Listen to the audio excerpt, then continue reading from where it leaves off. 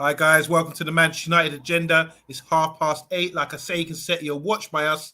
Actually, it's 32 minutes past 8 and we're late. Apologies all round.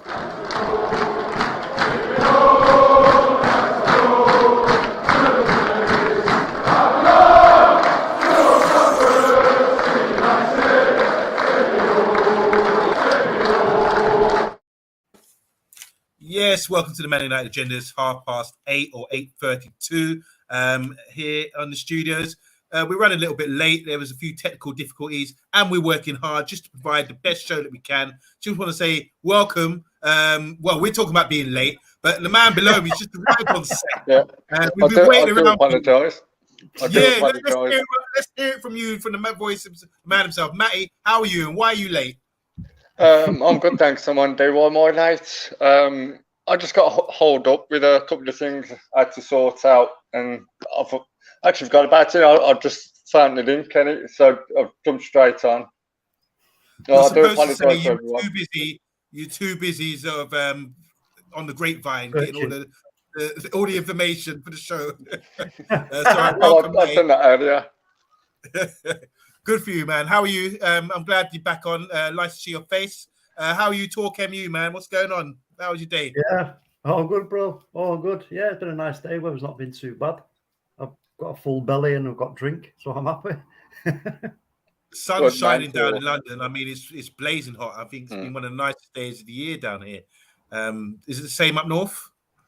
It's not. Yeah, well, yeah. So I don't think it's like down south, because obviously there's we always seem to cop for the colder side of the warm weather. But on Friday, apparently, it's going to be a proper blazer, isn't it? I heard it's reaching the 30s. Yeah. So sorry, Friday night, OMONDI is going to be a sticky takeaway. Let me tell you. That's right. And there's an action packed as well. Hopefully we get the spot ball back and a few other gimmicks going during the Friday night show. Actually, OMONDI, you've I might be bringing something a little bit different. I'll talk to you about it after the show. Okay, hush, everybody. We're sworn to secrecy, guys. No releasing on Twitter or anything. Mr. B, you're down in London. You enjoy the weather today in your van, driving around and causing abuse on the road rage and all that kind of thing? You're muted, Mr. B. Good job you are muted.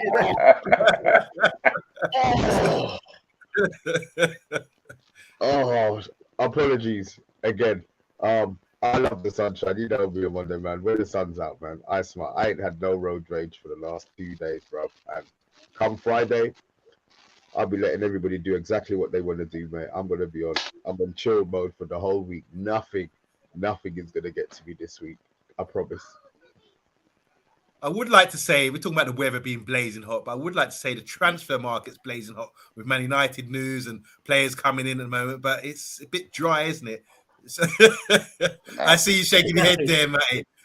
We've got a few topics to talk about today, and it's drying up out here.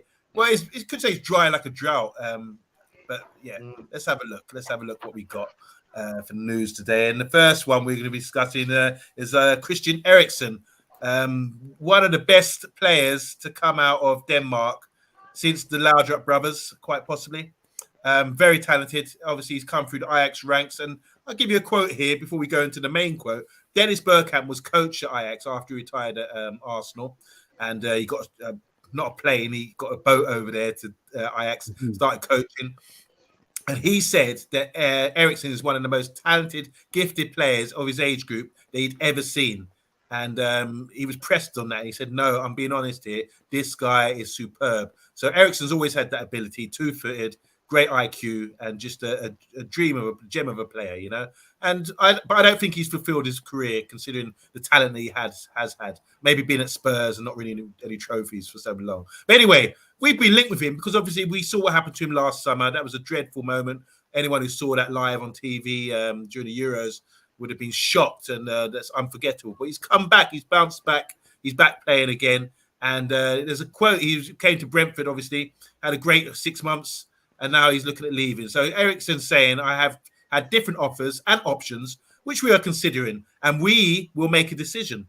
I would love to play Champions League football again. I know how much fun it is, but it isn't essential to me.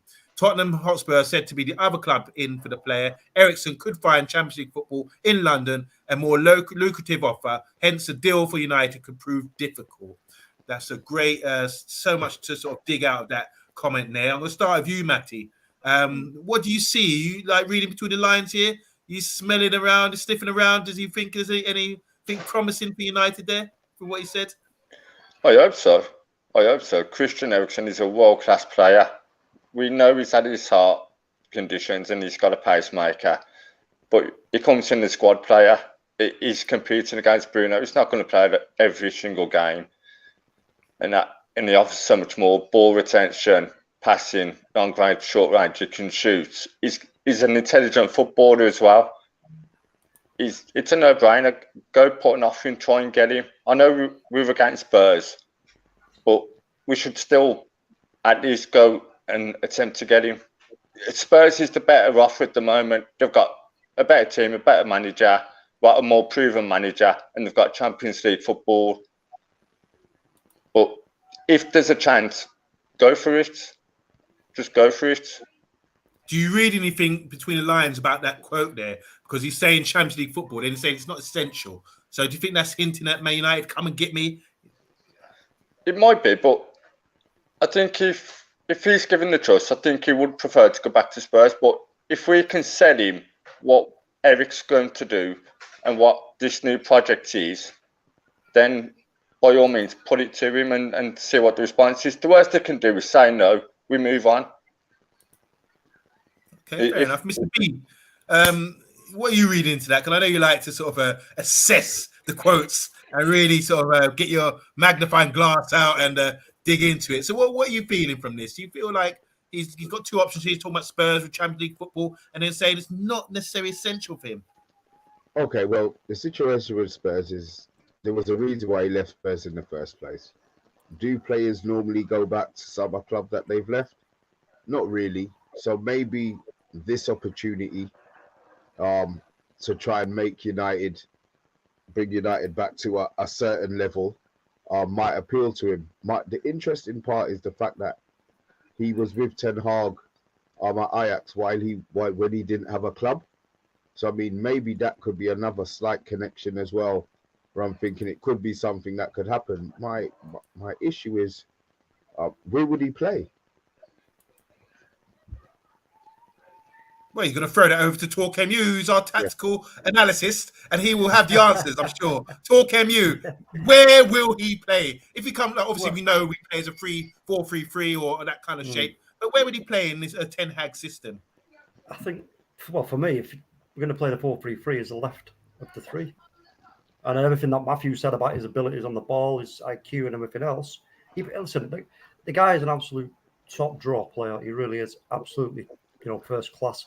Given what happened to him at the Euros, for me, the fact that he's come back, he may not. I think in his mind, he would have come to the conclusion during that whole terrible time that he was not going to be able to come back. But now he has come back and he's doing really well. There's no way he's going to go back to Spurs, in my opinion. No way. This is a new era for him. So why would he go back to a club where bit part, etc., etc. So I know Matthew's saying about the manager and everything else, but for Man United, and the fact that we've already gone in and put an offer in already, early in the transfer window for him, surely that's going to be a benefit to us. And what he said about the Champions League, great, brilliant. That means, so what? I'm not worried about Champions League. I'll go and play the Europa League. So it's all good. So I'm pretty confident that we'll get this over the line. And TalkMU, what do you see in the quote there? Do you read into it? Do you see anything like maybe he's hinting that it's not essential for him to play Champions League football? Yeah, of course, definitely, because for him to say that, what he's saying is, look, it's great playing in the Champions League, but it's not essential. So that's what you said there. Is that a come and get me? I believe it is.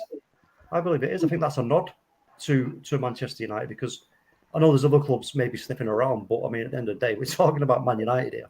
I know we're not doing so great at the moment. We haven't done for a couple of seasons, but we're still a massive club. So there's definitely, I think in his heart, in his desire, he wants to come to United, if I'm honest. You know what? I think Mr. B posed a really good question. So is it just because he's free that we're going in for him? Does he suit our system?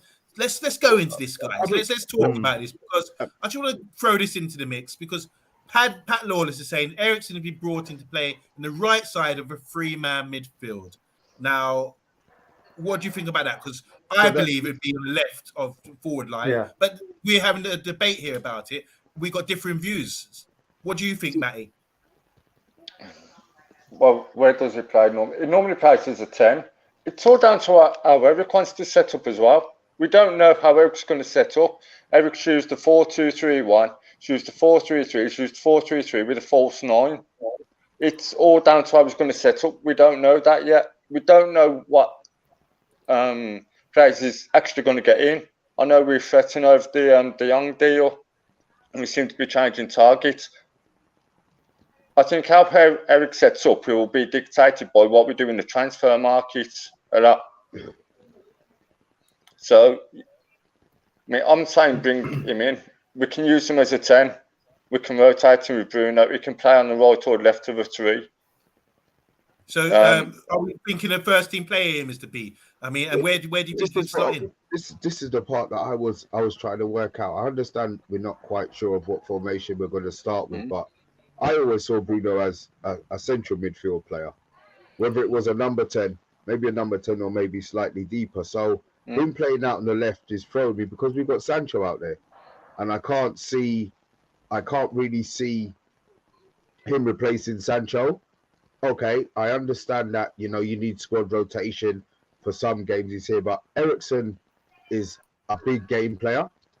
He's a world-class player. We can see it already. So for him to be not relegated to Thursday night football and the Coca-Cola Cup games, I'm not sure that he would be too excited about that. So me personally, if we go 4-2-3-1, he has a position in the team already fighting Bruno. In the 4-3-3, I'm just not sure where we would play. But so what do you guys think about Pat Lawless? Pat Lawless is saying he'd play at the right of a midfield 3. So that means he's not known for his tackling or that kind of thing. So he would be asked to do like a job in there. And we've seen that with Harvey Elliott. He was a full forward thinking player at Liverpool, but he was playing in the midfield 3 as well.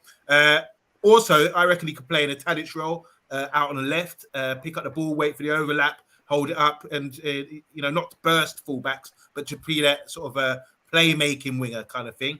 So there's a variety of things there. I just don't think the number 10 is a position that's used very much. In the Italian league in the 80s, there was always like Del Piero, Baggio, all these sort of famous number 10s who would be in a certain position and you play through them. I don't think that's crucial so much. I think these players are a bit more versatile these days and can play different roles, as we suggested here.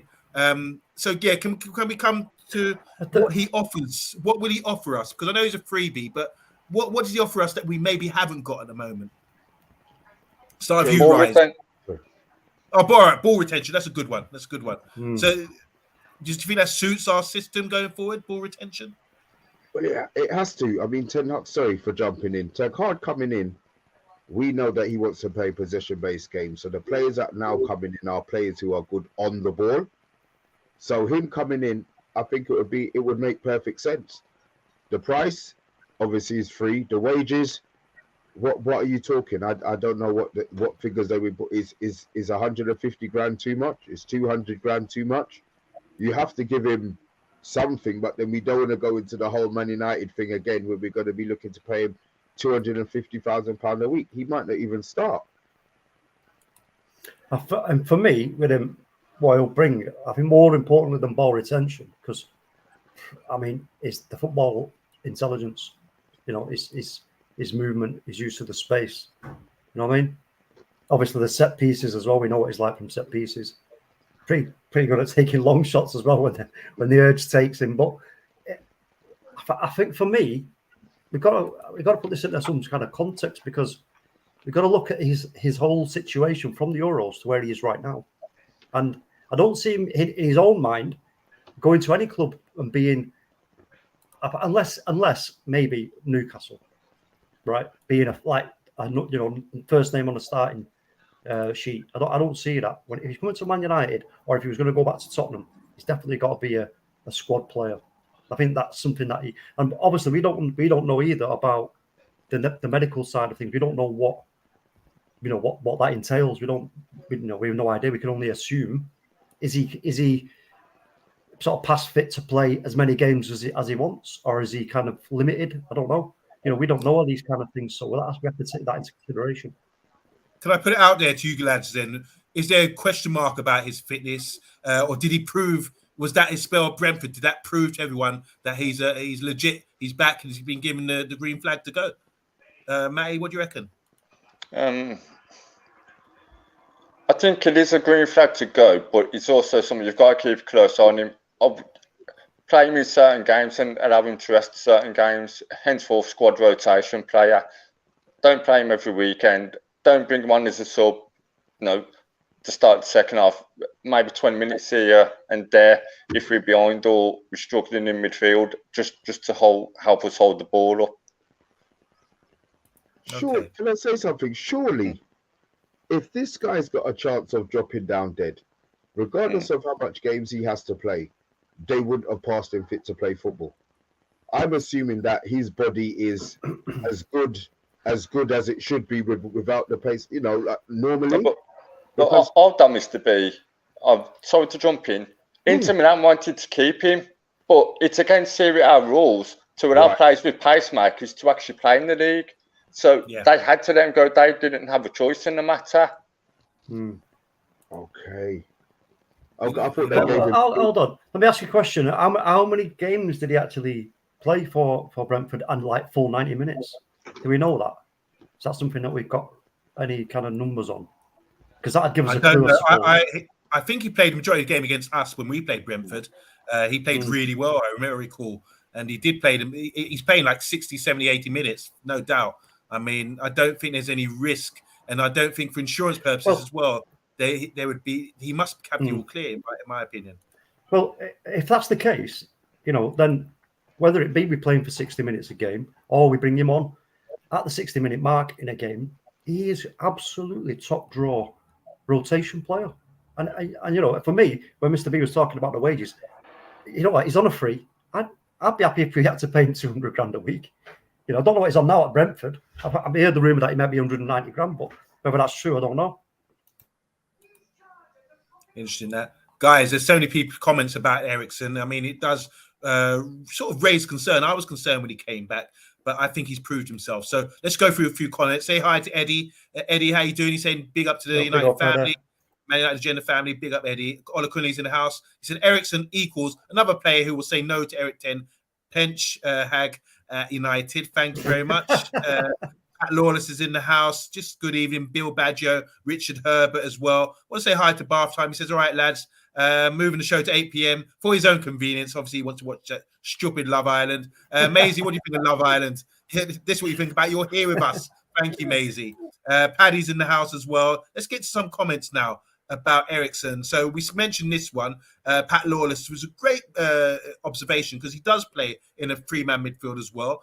He did that also with Brentford. Remember, Brentford play kind of like wing backs, three at the back, and he was playing sort of in midfield and drifting and had license to sort of dictate the play. Bath Time saying, Mr. B, this one's for you.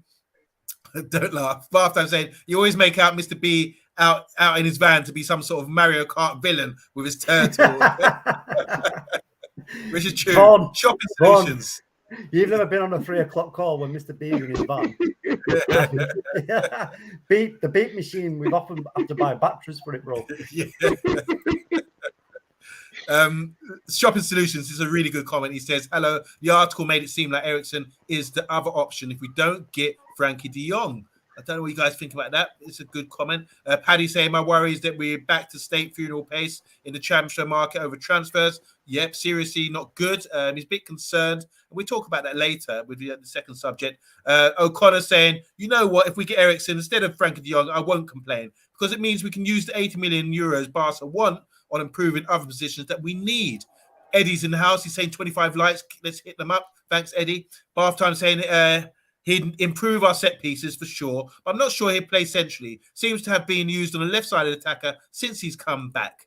Paddy saying Christian is a great buy. Spurs is coming, but Ten Hag will sell him the project. Andrew is saying, Eriksen, I've been calling for all window so far. It makes a lot of sense. Matty speaking facts. This is from Eddie, Football Waffle. He's talking to you. Matty said, you're talking facts. Show the potential clients the project. If Eriksen wants Spurs, then move quickly. Andrew Williams, again, Eriksen is very underrated in terms of work rate. And Andrew comes with a great bit of data a bit later in these comments. MUFC, old school. Evening, lads. Hope you're all well. Been on late, so haven't been around. Eriksen is a no-brainer for me. He will definitely improve our squad. Bill Baggio saying Eriksen is a very high-profile player with bags of experience and proven track record. His kids and family would probably push him to go back to London for schools and friends, says Bath Time. Shopping Solution says Eriksen is a Champions League. Said Champions League is not a priority for him. That's right. If we get Eriksen, says HD Gamer, Bruno on the wing, he reckons. Sling him on the left. So, yeah. MEFC old school says, forget the transfers and signings. The best news this summer is the Glazers losing 1.5 billion on the stock market and the value for United. So that possibly means he's suggested they might sell up. Richard Herbert, how you doing, Richard Herbert, man? Good to see you. He says sign up him on a free asset. Sign him on the free is a great asset to the club. If we got to the FA Cup, League Cup, Europa League, and Prem games, it's got to give some other players rest for games and a player that we can trust to play these games. Eriksen is a no-brainer, says Andrew. And I want to say hi to our esteemed colleague. I said it right. It's Rebel. He says Eriksen on a free makes a pile of sense, to be honest, given the number of games we have lost and the fact that he doesn't have a fee other than his contract. Makes sense to sign him up. I want to say hi to our First Lady of the Man United agenda. That's Jackie. Jackie's good evening to the esteemed panel. She says, Bath Time's here. I'd prefer to sign some first-team players instead of squad players, with us already having Bruno and Donny van de Beek, certainly, and about 100 left wingers we've got as well. That's true. JR is saying, you can't have enough quality. He's brilliant. Don't play him in week, but if Bruno has a bad run, he's straight in. I'm going to leave it there because we're going through so many comments, but sorry if we didn't come round to you. But what's your overall feeling from the comments, guys? Is there anything you want to touch on, Matty, about the comments? Anything that stirred you there? No, not really. All good, fair, valid points. I think Eriksen's a yes. I'm seeing on here that Eriksen is a yes. A couple of ones maybe saying not as a sub, as a squad player. If he's willing to come and accept a role, I want to ask one big question, if I can. Is it something Ten Hag's actually sanctioned, or is it just the board moving for Eriksen? It's a good point, actually. That's a good point. I mean, if it isn't, then that's going to lead into something that we're going to talk about a bit later, which is going to be quite interesting. But I don't know. I mean, surely there must have been some kind of, again, the buzzword at Man United, communication. We know that. There must have been some communication between Myrtle, Ten Hag, etc. for them to go actually put an offer in. If this is, hopefully, it's not another sort of knee-jerk. Someone's like, oh, look, Christian Eriksen's free, and someone's just jumped at it and gone, yeah, we'll offer you this, that, and the other. Whoa, hold the phone. You know what I mean? We'll soon find out. But it's a good question, that. Well, for me, it's a case of if we need a player, it's got to be a player that we identify that fits into our system. It will be an asset. And whether he's going on a free, or whether he's like £100 million, if the player fits all the criteria and ticks all the boxes, then I think he should be on our radar. Eriksen, I'm just trying to establish, does he tick our boxes? Is he a player that we need? Does he suit our system? And I have to answer yes to all three. And not just that, it's like when you look at our squad, I think we do need experienced players in our squad for a bit more balance. Because at the moment, with all the players that have left, we've had Mata, Matic, Cavani, all these senior players have left the club and more to come possibly. I think having a level-headed guy like Eriksen there, who seems to be a nice character, seems to be good with his work rate as well, even though he's not rapid. There was a stat earlier and by the comments, thank you very much, saying that he works really hard. He's got some of the most long-distance stats throughout games since his time at Brentford, So he moves around the pitch quite a lot. So I just think influence, ability, knowing the Ajax system for one, which he didn't play under Ten Hag, but he come through the ranks at Ajax. and he's just a great player who can get us more creative. We said over the last couple of years, or I've said especially, that we've struggled to break teams down. And I think when the more you have players with that sort of ability, who like Eriksen, who can read things and see passes that others can't see, then I think that would be a major asset for us. Anything to add? Last few words on our Eriksen guys. I think we've covered it. Just get him signed. If he says he wants to join United, just pay him the wages and get him in. Okay, that's interesting. That so Christian Eriksen, it looks like it's on. Looks like it would be something that we'd be into. And I just want to say to 22 people watching, press the like button if you're happy about that, because I think it's been an unanimous yes from us. We would take that for a freebie, signing on fee. 100, we could pay the wage as well, and definitely would be a good rotation, or maybe in a first team player at some point of the season with the running that we have, the domestic cups and the Europa League as well. Guys, take a little half-time break. We're gonna have a little chill time, and in the meantime, we're gonna talk about the next subject, which is all about a former Man United player. He wasn't really a looker so much, but who cares about the looks? Berger didn't care.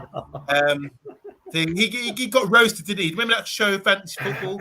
And they had a thing with him and Ian Dowie running to the fans, screaming at the, as fans crying or kids crying. When he was Anyway, it's all about Luke Chadwick.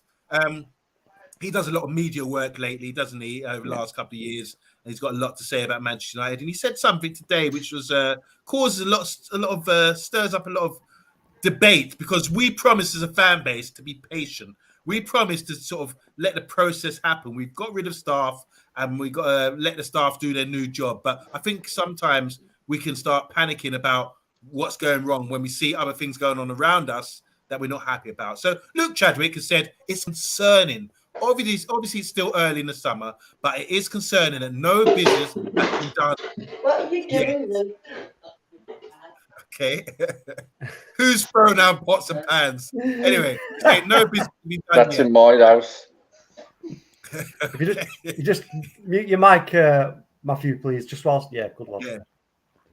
So, and he's saying no business has been done yet, and he's concerned about that, and that not much progress has been made on any particular players. You sort of get the feeling that if the recruitment can't get this transfer window right, then the club's going to be in real trouble. You don't want to be leaving things to the last minute. He also says Man United could regret not signing Basuma. Best player on the pitch versus Spurs. This is from Chadwick. He watched the game. Brilliant midfielder, tackles and protects the back four, and also moves the ball so well. So this is his assessment on Basuma, who he really rates as a player. He said, if we can come to the end of the transfer window and we haven't managed to sort out the midfield position out, we might have this might be an opportunity missed. So he's just referring to the Basuma move, 25 million. I thought that raised a few eyebrows from most fans because it's quite cheap. He's got 1 year left of his contract, and Spurs have gone in, and we're not really interested, it seems, So what do we think about this? Are we panicking? Is this what we... For me, it's like, I'm going to say this, I think this is where the fans are getting desperate now and getting a bit worried. We're starting to panic because we think it's the old guard are still there with the old guys wasting time, last minute transfer deals, stalling, all this kind of thing. When really we've changed the structure of the club. And can we go and look at the structure of the club quickly compared to what it was before? We've got a little graphic here. So obviously on the top of the pyramid is Joe Glazer. Below that is Richard Arnold. On the head coach side of things and the football related things, it would be Erik ten Hag manager, Steve McLaren assistant, and Mitchell Van Gaal as assistant manager. And then you've got the head of first team development in Justin Coltrane. We've got a new guy in under John Murtaugh, who's a football director. He's assistant to the football director. So this is a new structure here.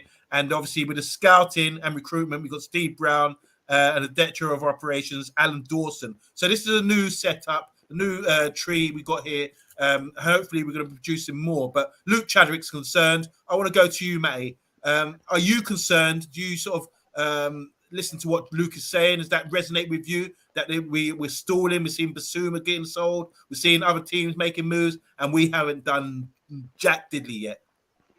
It is concerning. I mean, I've actually tweeted Murtaugh out, Arnold out, Fletcher out, Boyle out.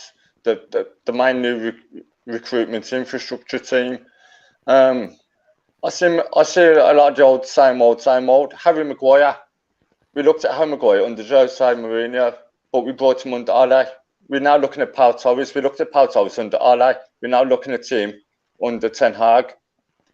Same as before. Spurs, they're looking at Richarlison and Bizuma. I don't know if they've already signed Kulusevski and Christian Romero up already, but if they have, that's 4 players already. We're meant to be competing against them.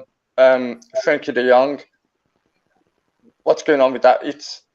I'm not sure what the difference is between Barca's valuation and what we're offering. I think it's around 20 mil. Frenkie de Jong said today he wants to join Man United, basically. He's rejected City. Just go pay the money, get it done. Get a deal done quickly just to ease the fans. Ease the fans. Show the fans some. I mean, looking at the evidence in front of me, what this new board of directors is and this new infrastructure, I've no faith in it because I've got nothing to sit there and say, I should have faith in it. Give me something to work with. Show me that you should be taken seriously now. Nah. Mr. B, do you got anything to add to that? So, what do you share Matty's concerns there? I do to a certain extent, but it's not a surprise. My level of expectation for the club. I mean, all they've done is save money. They've got rid of 11 players off the wage bill, and they got rid of all of those over-bloated paid coaches and scouts and head of this and head of baked bean making and blah, blah, blah. All of these hangers on that they have, they've streamlined it. All they're doing is saving money. So they've got money to spend in the club. But for whatever reason, again, it's not being spent. When I heard the Basuma news today, I just thought to myself, great. I don't even think we're looking at a CDM. I'm going to be really honest with you. Of all of the players that we are being linked with, we're not being linked with a CDM. Jim's not a CDM. He can play CDM, but when you need him to put a tackle in on somebody, do you think De Jong's going to be that guy? I don't see him being a Carrick where Carrick had this magical knack of just being in the right place to. I don't see De Jong as that kind of player. So, to me, I'm more worried about the players that we are being linked with. Great, none of them are CDMs. So there is still an issue. There is still an issue. But what do you think about Luke Chadwick? He's just described Basuma in a way saying he's a brilliant player, tackles, protects the back four, and also moves the ball well. You've had plenty of time to observe him, and obviously at Brighton, he's been in the Premiership for a couple of seasons now. Do you think he's a player that he ticks the boxes for you? That someone you would actually want to sign? All of them. We said it transfer window in January on Monday. We were all talking, and even solo halfway through the season, we all rate Basuma. You've seen what he can do. It was a question of why has nobody come in from? Obviously, they do talk about the court case. I wasn't there. I don't know nothing, so I'm going to keep my mouth shut. But Tottenham have obviously done their due diligence on that, because there's no way, as pittance as 25 million is for a player of his class, it's still 25 million. They're not going to have wasted the money. So obviously they must have a heads up that he's going to get up. They've got a bargain. But we weren't in for Basuma. It's not like the Nunes, where I do believe that Liverpool did what they did and got in ahead of us. I don't believe we're in for Basuma. So the Basuma transfer, as great as it is for Spurs, I just don't think it's a position that Man United are looking for. Over to you, TALKMU. I mean, there's 2 points that I wanted to cover here. Basuma, do you think he's suitable for Man United? Are you gutted when you're seeing all this business going on about going to Spurs for 25 million, which is kind of cheap for this quality, if you do think he's a quality player? And, I mean, what do you think about the structure of the club? Are you confident that we will make the right moves compared to with our new structure?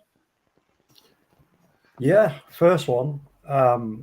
I'm sure. Listen, we've just got to be patient. There's things that are happening behind the scenes. We already know, as we've just discussed. A bid.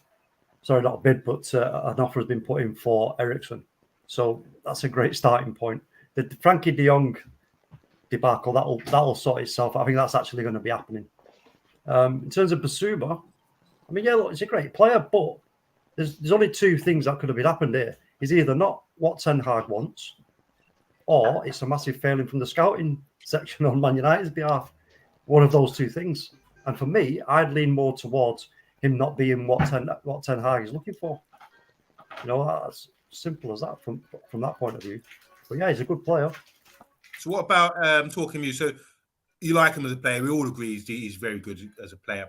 What do you think about the structure of the club? Are you concerned, like Luke Chadwick is saying, that maybe we're not making moves? It's now the 14th of June. We haven't made any transfers. We're talking every day till our throats are dry, talking about transfers. Are you concerned? He's starting to get concerned now? He's starting to speak out? Look, you know, any opportunity that ex-players have got to use their voice, they're going to use it. You know, that's one of the things that you do as a privilege of being an ex-Man United player, which doesn't surprise me. You know what I mean? It shouldn't surprise any of us, to be fair. However, there is something that ties into this that I just want to mention, which is with John Murtough. Now, I don't know what relevance it has to where we are right now and to what everybody's saying about lack of transfers and everything else, but when in 2016 with Jose Mourinho in his tenure, we know there was players that he wanted that he didn't get. Ole, same sort of scenario. And at that time, John Murtough was head of football development, but he was a key voice.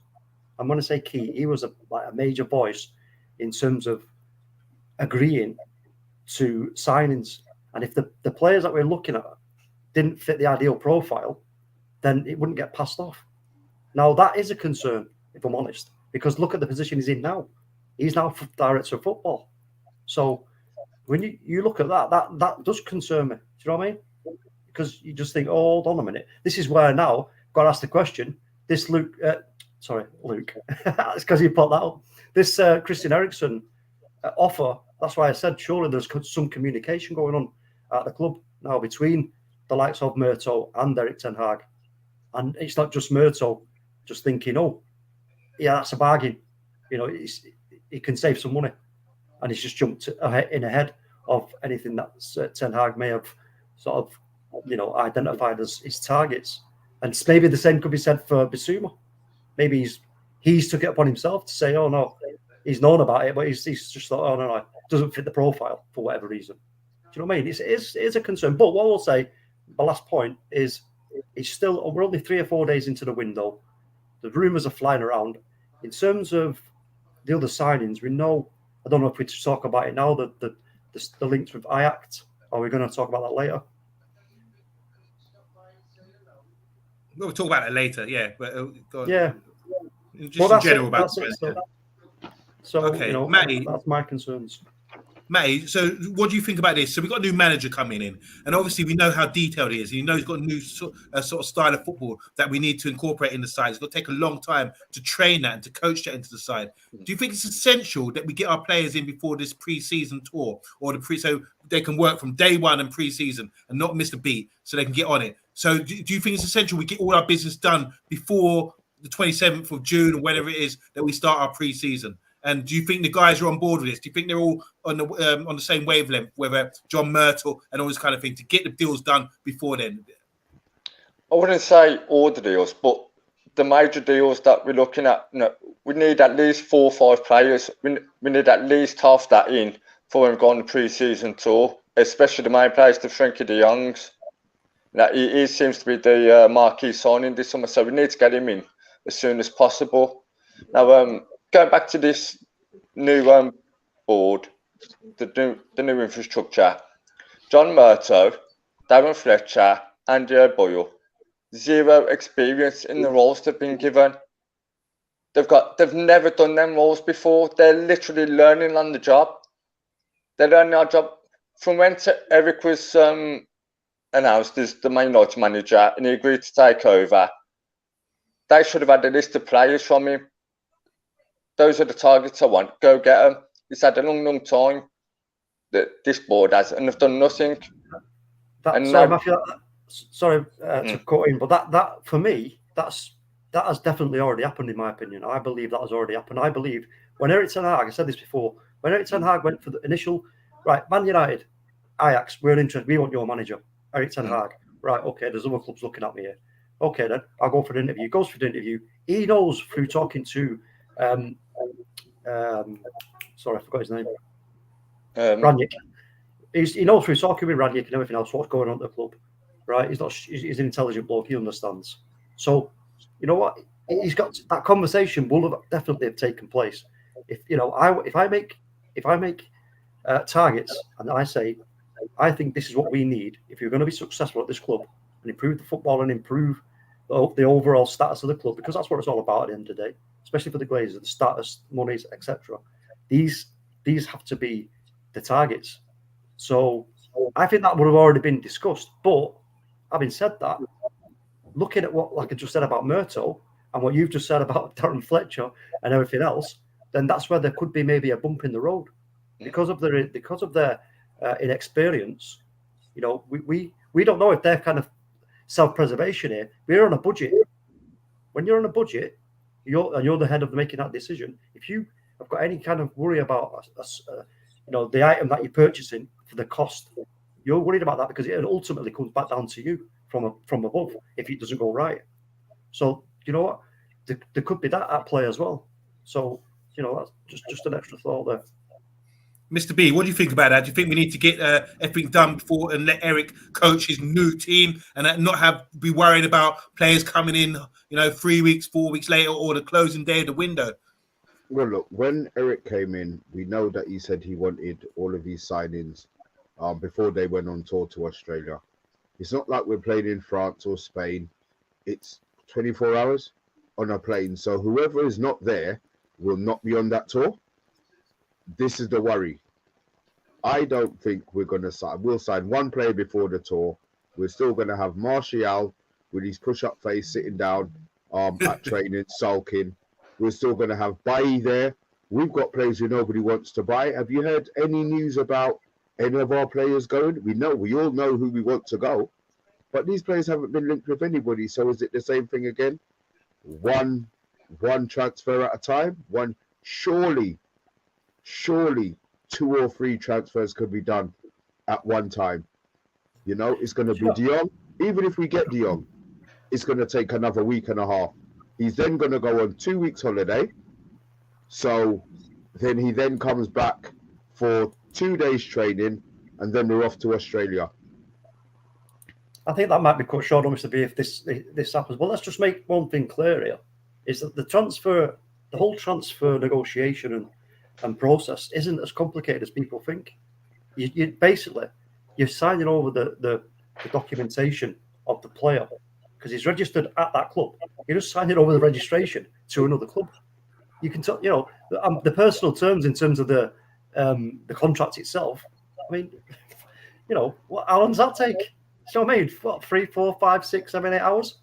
So the actual registration for swapping that over doesn't take long at all. Modern technology. So that, again, in itself, you look at how quick Liverpool did the Núñez deal, Man City with Haaland, the Alvarez, Aston Villa with all the players they're looking at and they've got in. Who else have made a load of signings already? There's another club, isn't there? But, you get my point as to why. I suppose this is why we as Man United fans are a little bit concerned. But I'm just going to hold my gums on this one and just think, I'm patient. I'm just going to be patient. Can you share that with Matty? Because Matty looks vexed right now. He's very frustrated. Matty, can you take some advice from Talk MU? Do you know what, Mr. Monday, there was one thing that it was a little bit of a joke because he said about Andy O'Boyle, and I was going to say, crikey, the boil hasn't even grown yet, and you want to go and lance it. Give it time to mature, Matt. Give it time to be mature before you get that needle out and start popping it. You know what I mean? Just let things. That's like somebody got a Chadwick's face when he was a teenager. Anyway, let's go through some of the comments here because there's a few comments on this. Basuma from Andrew Williams. He's completely right. Basuma is brilliant. Talk about Luke Chadwick's comments. HG Gamer says new faces at board level would be the same old doo-doo. O'Connor saying it's very concerning that no business has been done. I look at it this way. The team can come back in 2 weeks, go on tour in 3 weeks. We need players for that tour. 3 players in 3 weeks. Not a chance he doesn't think it's going to happen. Andrew Williams saying Spurs are miles ahead of Man United. We will not be catching them this summer, in his opinion. MUFC Old School says it's the 14th of June. You sign a player because you think he will improve the team, not, in capital letters, to ease the worries of supporters. So that's a good message to people panicking. And Andy Herbert says, question, lads, is it getting to the joke now that other clubs are signing players, all these players now, and our teams have signed no one yet? Our teams, I mean, Arsenal, talking about Arsenal, Man, you think. Yeah, correct, Mr. B. We need a dog in midfield. When you were talking about Basuma, that's from Andrew Williams. Andrew Williams again, Basuma is awesome. He would have been perfect for us, he reckons. Avad saying, who ain't the people behind Stretty News on One Football? They mentioned a midfield trio of Fred, Eriksen, and De Jong, with Fred as sent DM. Fred receiving the ball. Are they gone bonkers there too? So about that. HG Gamer saying Fletcher's job, responsibility for overseeing the club's playing philosophy, the academy, the training ground, the players' contract, and the recruitment of players and coaching staff. God help us. Lack of experience in it, Matty. Bill Badger is saying his class and his head is straight now. Okay, talking about his few personal matters he had. Basuma, I'm not gutted. He's not going to replace Holberg. He's going to be a bench player at Tottenham, he reckons. Ten Hag hasn't had the type of player at Ajax. All his midfield can play. So Ten Hag sort of has ball players, not in forces. Not to say better Basuma's in force. He's quite talented as well. Andrew Williams is saying we've got to have a hell of a job to keep ourselves in front of Newcastle, Villa, let alone Spurs and Arsenal. So a lot of concern there. MUFC Old School saying we've already been linked with 45 players already. However, one summer we're linked with over 885 players, and it's ridiculous. United clicks, etc. for the press and others in social media. Mr. B, you seem to be nodding with that one. Andrew Williams saying our backroom staff is too incompetent to get them in. Pat Lord is saying big Bill Badger Telemans is a great shout at a good price. I think, did they say it's 35 mil or something around that? Andy Herbert saying you were going to need a right back, left back, centre back, and the DM to start with. JR saying go on, Rise. People are critical of Murta, but have no knowledge of our targets. Patience, please, peeps. So he's reiterating what you're saying about patience there, Rise. And Paddy saying it does sound like the top two hierarchy and transfer team have got it right. We are poor in relation, slow and inept. And last couple here, 3 weeks from Arctic Man. He says 3 weeks until we go on tour. No chance to get 4 players in them by then. We'd be lucky to get one in. Think we have to accept that Matt Toilet will be seeing a lot of game time again next season. Yes, very, very, very concerning. There's a lot of panic, a lot of worry in the camp, don't you reckon, guys? Yeah, seems that way. But like I say, for me, I just think, I think there's a lot of talking going on behind the scenes that we don't know about. And now I think is the time for us to talk about the pact with Ajax, apparently, that we agreed with Ajax when we signed Ten Hag as a manager, that we wouldn't go back in and take, numerous players from them. So, therefore, that looks like we may not be able to get both Anthony and Timber. Now, I suppose with the rumours coming back up of what's his name, Ligt, which we may as well go into now as we're on any other business, Matthias Ligt. That means then surely we could go for Ligt and we could go for Anthony and not then worry about Timber. That means then we're only taking one player, so we don't sour the relations with Ajax going forward in future, in case future stars and all that kind of stuff. So that's something to sort of consider as well. But I do believe. Interesting, yeah. So basically, we've got 27 in the comments right now. So what do you guys think about Matthias de Ligt? He signed by Juve a few years ago, and they're worried he's going to run out his contract here. The old lady, which is Juve, wishes to tie the centre back down to a new contract, extending the stay past 2024. But they fear he won't renew the contract. The centre back has appeared in 31 games for Juve this season, meaning last season. Given the 20-time league winners are now managed by de Ligt's former boss, Erik ten Hag, a move to Old Trafford may be more appealing to him. What do you think about him as a player, Matty? Do you know much about Matthias de Ligt? Oh, he's a good player. I rate him. I wanted him back when he was playing at Ajax. I think he's a fantastic talent. One thing I do want to ask, though, Is he a right-sided centre-back or a left-sided centre-back? Right, He's right-footed. right. But it's right-footed. It's right-sided centre-back. Once again, we're going to go back to the transfer window and who we're actually targeting. Also, we want a cultured, left-footed, left-sided centre-back. Now we're going for a right-footed, right-sided centre-back. What are we going for? Are we going for a left-footed, left-sided centre-back or a right-footed, right-sided centre-back? See? I think Maguire plays comfortably on the left-hand side. He always has. But anyway, we're not going to talk about Maguire. Mr. B. Go on. Look, The Ligt. the issue with the Ligt, obviously, Juve want to tie him down. He's already on 10 million euros a year.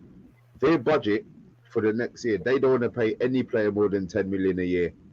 So if they improve his contract, he's not getting any extra money. He's just going to be extended his stay, and no player extends their stay out of goodwill without getting paid extra money. So I see why they're worried. I understand why they're worried, but United will not be spending that sort of money on De Ligt.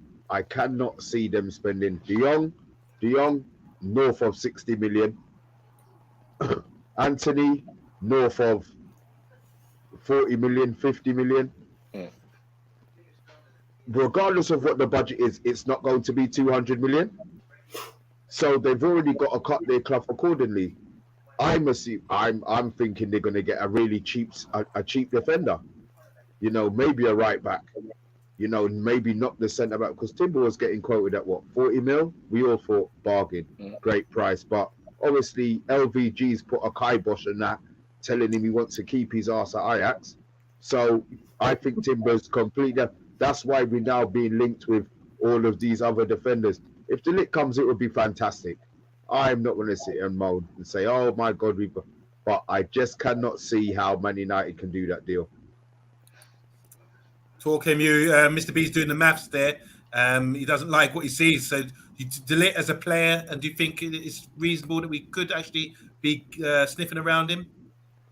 Yeah, most definitely. I mean, as a player, absolutely top draw and exactly what we need. No doubt about that. I think he's better than Timber, without a doubt. In terms of the finances, I mean, look, we don't, again, the rumours, come out about how much we've got to spend and everything else. But I believe we've got enough to sign both those targets that we mentioned: Anthony, De Jong, and De Ligt. Now, if it's those three, you look at then the other player that we've got already at the club in Donny van der Beek. That's four players that are coming from his previous club, Erik ten Hag. That in itself excites me massively because, he's starting at a new club, new culture, new country, and everything else. Having four ex-players from the team that you were successful with is a massive, massive boost to your tenure at Man United. So for me, this would be absolutely sensational. If we could pull off those four signings, that'd be absolutely sensational. Like I said a bit earlier on, I'm going to be confident and patient with it. And I think if the rumours continue to grow around De Ligt, then I would say that we're probably going to go all out to get it. Again, through the recommendation of Ten Hag. Well, that's how much would De Ligt be costing us, do you reckon? Now, that's a good question, yeah. I'll just Google it. I think they signed him for a lot of money. And what it was, they had Bonucci and Chiellini at the club, and he wasn't really getting games in the first couple of seasons. We just seen they played 31 games last season, which is not a lot considering that he could have played up to 50 games for Juve with cup games in Europe and all that kind of thing as well. He's had a lot of injury issues as well. He's had a lot of criticism about his defending. They said, well, maybe he's young. They went with the old guard, Bonucci and Chiellini instead. So I thought he's a great defender from when he played at Ajax. He was scoring goals, coming up, scoring goals, showing a lot of aggression, showing a lot of leadership. But he's not the fastest, that's for sure. He does go to ground quite a bit. And these are two factors which what he's criticised about when he was at Juve, about going to ground and making a lot of errors, and dragging people down and losing his man, that kind of thing. So it's just, although he shows enthusiasm, his transfer to the Serie A and that league, where it's all about defending, and he was one of the most sought-after defenders, it hasn't gone to plan. And I think coming to the Premiership, which is a faster league and everything else, and we want to play a higher line, it wouldn't be ideal, for example, if we had Maguire and Ligt playing his high line and leaving space in behind with a keeper that sits on his goal line, maybe, for example. So one thing's for sure, he's not very quick, but he is experienced, and sometimes about reading the game as well. I remember Carvalho and Terry were not the quickest, but they read the game so well, and they had a great defence for one season. I think they conceded only 18 goals in 2003, 2004, 2005, I think it was, after the Invincibles. So it's not always about pace, but I do rate him as a defender, but there are still question marks why he hasn't made it out in Italy. Anyone else got any other business? Matt, you got any other business? You put ear down on the grapevine? Any other news? Yeah, I want to go back to the transfers. We missed out on Nunes. There's reports that Eriksen actually flew to Germany to speak to George Mendes, who is Nunes' agent. Now, if we've got this new infrastructure, yeah, what you say we're coming to fly to Portugal to speak to an agent? Good question. I mean, Exactly. as far as that, if it's one, why can't the board pick up the phone to more than one person? Why is it one phone call a day allowed from Carrington? What's going on? We're on a budget, bro. We're on a budget. I mean, in terms of that, I mean, yeah. I mean, where does this come from? Is that actual facts that he actually got on a plane himself, then went off and had this meeting or what? I don't know. Is it a fact? Have you got any hard evidence of that happening? Because if that is the case and he did do that, then the reports that we read the other day from a big Twitter account about that Man United actually are not going to prioritize a central, central forward in this window. That makes no sense, does it? You're like, okay, you're telling us that Man United are not going to prioritize a central forward, but then Eriksen has got on a plane and gone to try and sweet talk the agent of Darwin Nunes. That makes no sense at all. And again, I don't want to start turning pessimistic, but again, this is the communication problem that may rear its ugly little head once more at Manchester United. And again, I'll refer that back to people in positions that are thinking of themselves and thinking of the Glazers' pocket. I know, like we said, we know we got rid of Ed Woodward, we know we got rid of Judge and all these crazy people, but is it a case of the room hasn't actually changed, they've just moved the furniture around? I hope not. Rich Sports is saying Nunes is overpriced. I agree with that. That's a lot of money. Benfica must be laughing. My personal opinion is I don't want Nunes. For the price we're paying for him, I don't think he's worth it. He's had one good season, and we need a squad rebuild. We can't afford to pay that sort of money on one player who can play two positions. You know what? I'm scared to say this because I sound like that guy from Little Britain, Andy, I think his name is. He said, "I don't want it now. I don't want it now." You know, I can do it Monday. Monday, I can do it. Go on, then. I don't want that one. I mean, I've been getting ripped by Liverpool fans. When I say I didn't want it anyway, they're doing that to me. They're doing the Andy to me. So, like, it's a hard one. I actually don't. I don't think he's good enough for that sort of money. I think Liverpool are spending a lot there where they could have just paid Mane the wages that he probably deserved.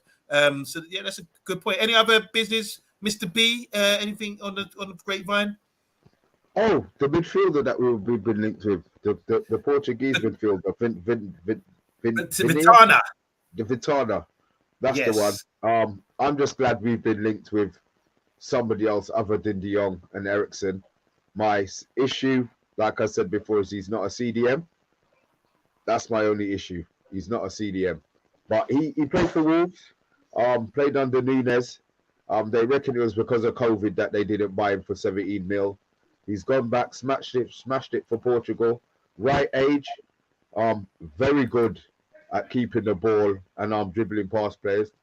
Not ridiculously fast, but he's got a little burst of acceleration to beat the press. So somebody be interested in Portuguese. We always do deals. We always do good deals with the Portuguese. And Mendes, who I think we've got a good relationship, is his agent. So there could be something in that. His buyout clause is £36 million, 40 million euros. So it's not, overly inflated. But again, we'll see.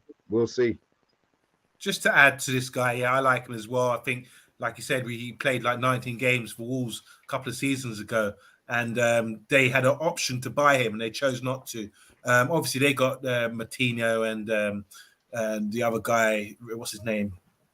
Neves. In midfield. Neves, sorry, yeah. So they're looking at João Paulista from Sporting Lisbon, who's a midfielder, to come in, which suggests that maybe Neves might be leaving this summer. So maybe we're still in for Neves. Maybe we will go in for Vitina, who played a majority of games for Porto this year, and they won the league. And like you said, Mr. B, 35 mil release clause, doesn't always have to be that much. You can pay a little 20 and they'll have add-ons. But he's a player that hasn't been on the radar for many clubs because he only had his breakout season really with Porto this season. But he's getting rave reviews, and he's a possession-based player. He retains the ball really well. So maybe that's what's more suited for Ajax, and not for Ajax. I'll call us Ajax now, but for Manchester United under Erik ten Hag. So that could be interesting as well. So that's a good shout there with that guy there.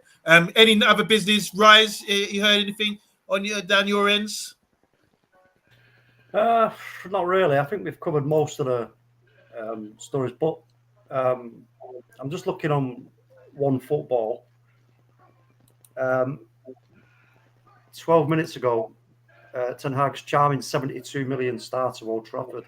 Manchester United target for Frankie de Jong is now open to moving to Old Trafford, and it's come from TalkSport.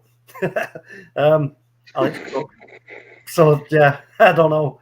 TalkSport often riles me, to say the least. Well, didn't we said a few weeks ago, it was wait for the international games to be over, and then we might see a proper decision. He can't make a decision while he's got a mic in his face and focusing on Holland. Do be talking about his future so much, even though he has hinted as such. I think the fact that we've been in for him, I think the crucial time will be now that the international games are over. Then, like you said, these reports will come out, and maybe we might see some progress with that deal with Frankie de Jong. Do you know what? I think what I'm reading here is it's looking like it may have been a case of Frankie's sort of Frankie even spitting his dummy out and stamping his feet a bit, and Barcelona and us being the kind of the grown-ups and going, oh come on, it's okay, calm down, let's just and trying to convince him that inevitably he's going to have to leave the club because he's their biggest asset in terms of player. So for the benefit of Barcelona going forward, maybe that's what's convinced him that, look, he's helped Barcelona since the time he's been there, but he can help them even further by, agreeing to go and be sold to Manchester United for this money, because it will help Barcelona going forward. So maybe there's a little bit of that going on. Do you know what I mean?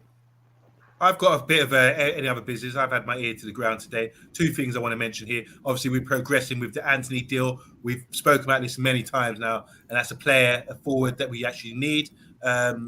He's been identified left-footed winger. Also, I want to big up Hannibal as well. Tunisia just beat Japan in one of these sort of we're playing a Nations Cup, aren't we, at the moment? Tunisia are playing a sort of similar cup in Asia, and they won that. They beat Japan. And Hannibal came on in the second half and had a good cameo there. So he's getting more and more experience, and he's while you think he might be resting, no, he's out there playing international football, which is supposed to be the peak of the game. I think it says league, Champions League, or international football. I don't know if Champions League's above that these days. I know they used to say that, but I do think it's a top level, and fair play to the young man for getting that sort of experience. But that's all from me. Unless you guys got anything else to add, I think that's a wrap. Yeah, I think it's good. We'll just leave it with Maguire didn't start the England game, so I can't moan at them. What was the score? It's currently 4-0. 4-0. Apparently, Maguire came on and made a mistake and conceded a goal. But I'll have to have a look. I don't know if that's a wind-up or not, so I'll have a look. I think it's a wind-up, because Richard Herbert just said that out of 4 goals, Maguire's had nothing to do with it, and Stones was sent off as well. And I think Saka's been sent off, maybe. Wow. What? Okay. Are you joking? Is this a wind-up, or is he for real? I don't know with the Herbert brothers. It's not 4-0. Surely it's not 4-0 to Hungary. Yes, it is. Well, we're going to find out. We're going to find out. Matty, any final words, Matty? Yeah, Danny Murphy said Gareth Southgate should be the Man United manager. Listen, don't listen to him. The man knows nothing. We won't. We won't. No. Oh, I started listening to him ages ago, bro. Yeah. I mean, comments like that is like, yeah, just looking for traction, isn't he? Who's the other guy on that show, Talk Sport? There's always pushing people's buttons all the time. Oh, the post guy, Durham. No. You mean Simon Jordan? Simon Jordan, I like. I think he's straight to the point. Adrian Durham, yes, that's the guy. Thank you very much. Yeah. No wonder you get road rage listening to him on the way home at 4 o'clock. Anyway, we're going to sign out now. Thanks to everyone who's pressed the like button. Thanks to everyone for tuning in. Thanks everyone for your great comments, and especially thanks to the great panel we had today. We've discussed some really important topics, looked at the structure of the club, tried to calm Matty down because he's fuming at the moment, you can tell. And Mr. B's looking cool as a cat for once. So, yeah, we're doing all right.